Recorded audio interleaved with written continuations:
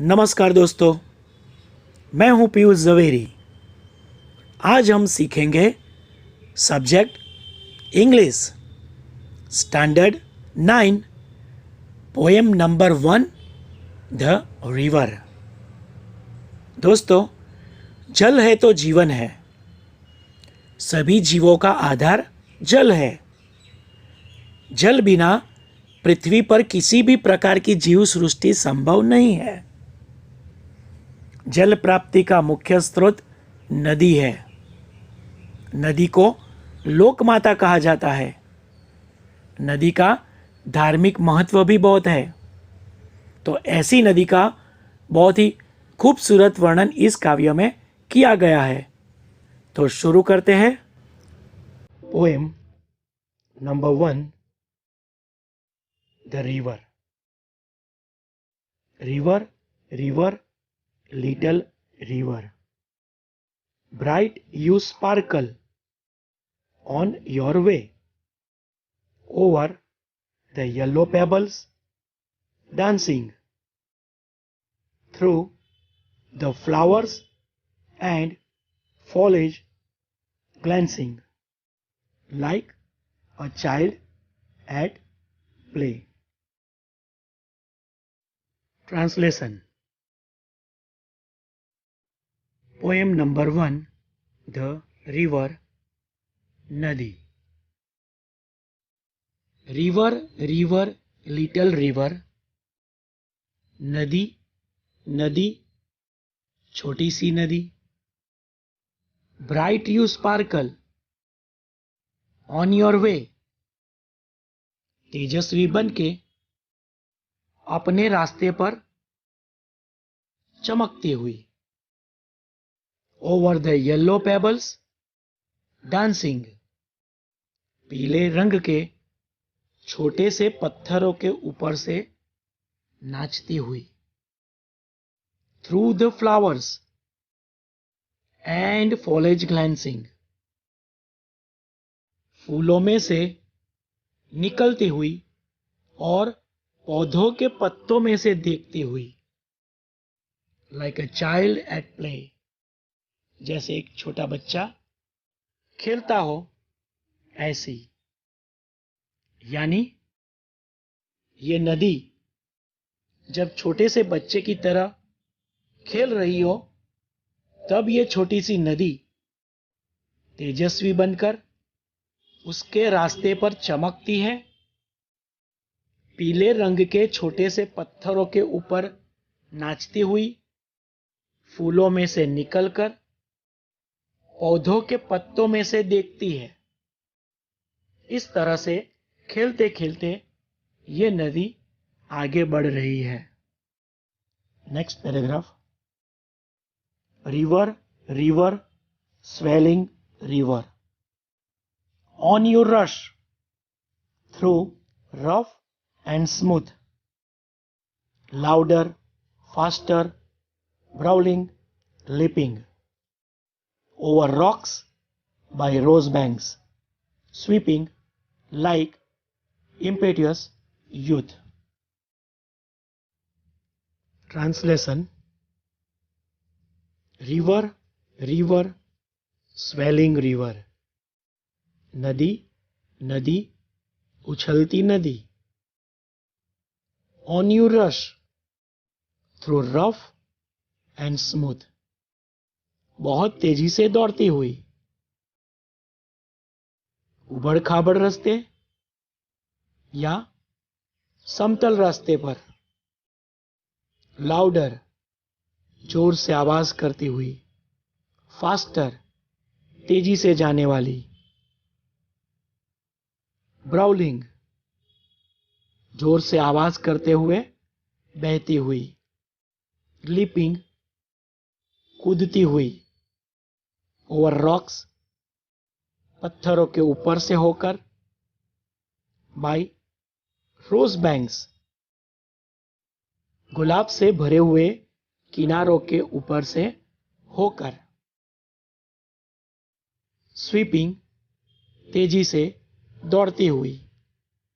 Like इम्पेटियस youth, जैसे कि कोई ताकतवर या जुनून वाले युवक की तरह आगे बढ़ती हुई।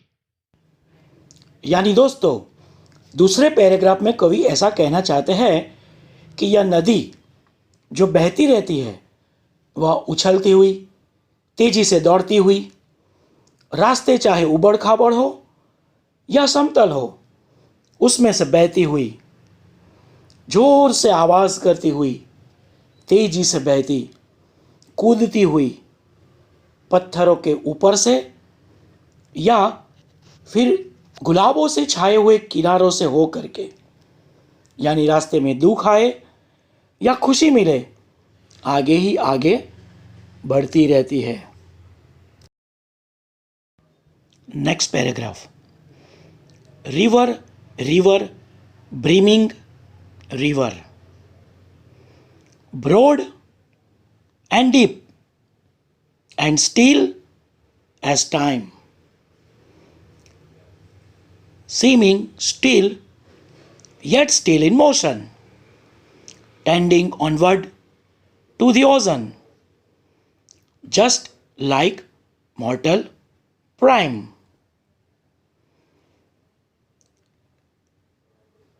River river ब्रीमिंग रिवर, नदी नदी छलकती नदी, ब्रॉड एंड डीप चौड़ी और गहरी, एंड स्टिल एज टाइम और समय की तरह स्थिर हो गई हो ऐसी, सीमिंग स्टिल स्थिर दिखती हो ऐसी, येट स्टिल इन मोशन फिर भी गति में हो ऐसी, tending onward to the ocean समंदर की ओर आगे बढ़ने के लिए तैयार हो ऐसी, यानी जैसे कि तय कर लिया हो कि समंदर को मिलना ही है, इस तरह से आगे बढ़ती हुई,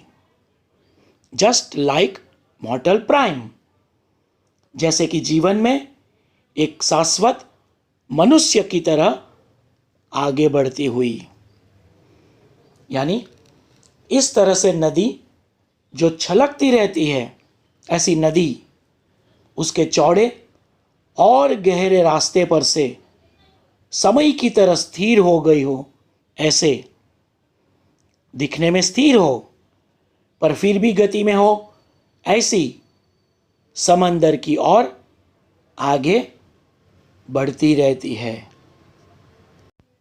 जैसे कि जीवन में एक शाश्वत मनुष्य की तरह वह आगे ही आगे बढ़ती रहती है। Next paragraph. River river headlong river, down you dash into the sea. See, that line hath never sounded. See, that sail hath never rounded like eternity. Translation. River, river, headlong river. नदी नदी उतावली नदी,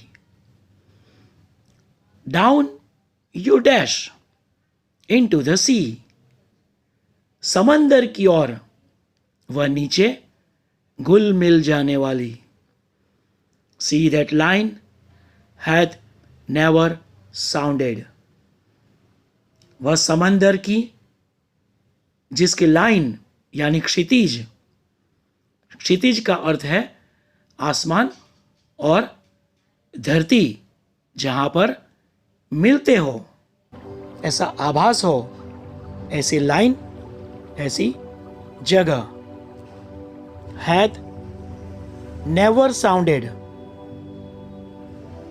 जिसकी कभी भी आवाज नहीं आती हो, पानी के बहने की भी आवाज जहां पर नहीं आती हो, see that sail hath never rounded, वह समंदर जिसका सफ़र कभी रुकता ना हो, लाइक एटर्निटी, जैसे अनंत काल की तरह हो। तो दोस्तों, यहाँ नदी की बात करके, उसकी अलग अलग अवस्था के बारे में बात करके कवि ने मनुष्य के जीवन की अवस्था के साथ नदी की तुलना की है।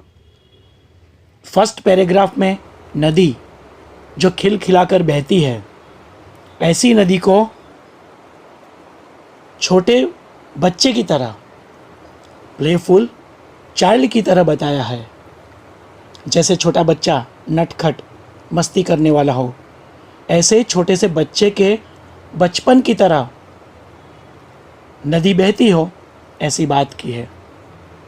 दूसरे पैराग्राफ में एक केयरलेस यूथ की तरह, भले ही रास्ता उबड़ खाबड़ वाला हो या समतल हो, किसी भी प्रकार की परवाह किए बिना, सुख हो या दुख हो, अपनी ही मस्ती में मस्त और व्यस्त रहने वाला एक केयरलेस यूथ की तरह नदी की तुलना की है। तो तीसरे पैराग्राफ में एक मिडिल एजेड मैन, जिसने कोई लक्ष्य तय कर लिया हो, जैसे नदी ने समंदर को मिलने का निश्चय कर लिया हो, ऐसे ही वह आगे बढ़ती जा रही है। इसी प्रकार मनुष्य भी एक निश्चय करके अपने लक्ष्य की ओर आगे बढ़ता जा रहा हो, ऐसा वर्णन किया है। जबकि लास्ट पैराग्राफ में नदी समंदर को मिलकर जैसे समंदर के अंदर घुल मिल जाती है, उसकी बात की है। समंदर की गहराई को नाप नहीं सकते हैं और समंदर का पानी अनंत काल तक बहता रहता है। इस प्रकार से नदी के खूबसूरत वर्णन के द्वारा मनुष्य के जीवन की तुलना की है। ओके दोस्तों, तो यह पोएम आपको अच्छी तरह से समझ में आई गई होगी। फिर भी अगर कुछ पॉइंट्स समझ में नहीं आए हो तो कमेंट बॉक्स में लिखें, आपके डाउट्स को ज़रूर क्लियर किए जाएंगे। दोस्तों, आपको ये वीडियो कैसा लगा, ये भी आप कमेंट बॉक्स में लिख सकते हो। अगर ये वीडियो आपको सच में पसंद आया हो तो इसे ज़रूर लाइक करें और अपने दोस्तों को शेयर भी करें। अभी तक मेरी चैनल को सब्सक्राइब नहीं किया है तो उसे सब्सक्राइब भी कर ले और बाजू में बताए हुए बेल आइकॉन को भी प्रेस कर ले, ताकि नोटिफिकेशन के ज़रिए आपको नए वीडियो की जानकारी मिलती रहे और इसी तरह आप अभ्यास करते रहो। ओके, तो ऐसे ही नए मज़ेदार वीडियोस लेकर जल्द वापस आएंगे। बाय।